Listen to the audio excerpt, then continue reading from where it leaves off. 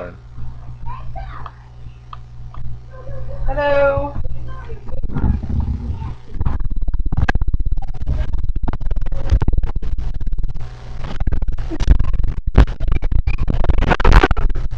Okay, my name is Danielle Flores. I'm taking a speech class to go to my paramedic program.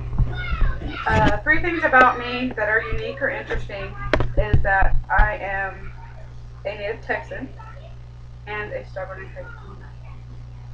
I'm also a single mother and the daughter of a deaf woman. For, First of all, for example, most of you know me from working with me either at the prison or at a nursing home one time or another. The ones that think I'm crazy are the ones that worked at the prison with me.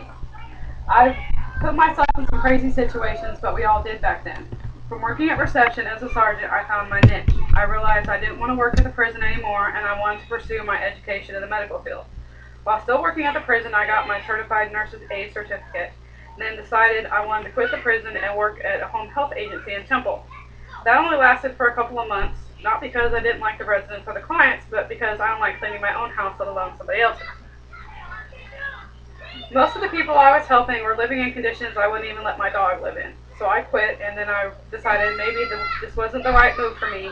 But when my grandfather had five-way bypass surgery, I changed my mind and applied at the Westland in Georgetown. I worked there for night shift for over a year and decided I wanted to be a med aide.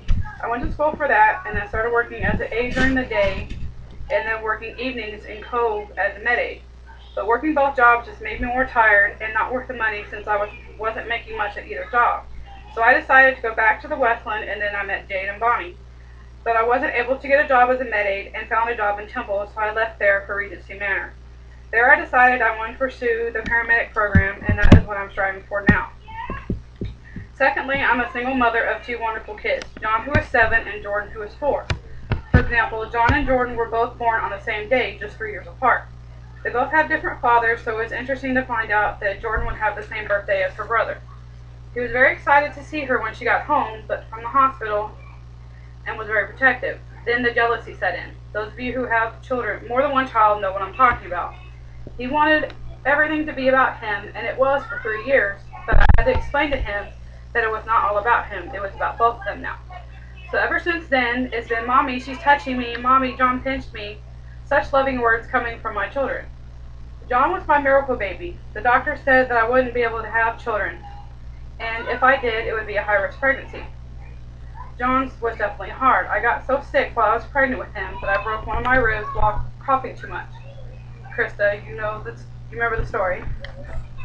I was taking care of Trinity at Chris's house, and when I put her on the changing table and stood straight up like I was stretching my back, I heard it break, and then there was instant pain. I called John, Trinity's dad, and he called my ex-husband, and then John drove me to the hospital.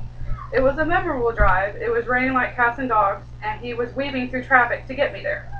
And then when we got to the emergency room, they didn't even send me to labor and delivery. They made me wait in the waiting room for about 4 hours before they took me to the back and then stated all they could do is tell me to go home and take Tylenol.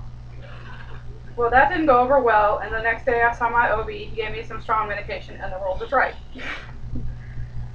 Third, I'm the daughter of a deaf woman. For example, my father was Mexican and my mother was white. My father was not in our life, so it was just me and my mom and my brother. She's also hearing impaired, so needless to say, my life has been interesting. From the age of 15, I pretty much became the adult in the house. My mother was diagnosed with sarcoidosis, which is a lung disease. She also had a blood clot that traveled from her leg to her lung. Ever since then, I've been the one to make sure that she doesn't take the wrong medication and make sure that she's taking care of herself. And those of you who know my mother know that's not an easy task. Also, my brother found out he was diabetic about 3 years ago.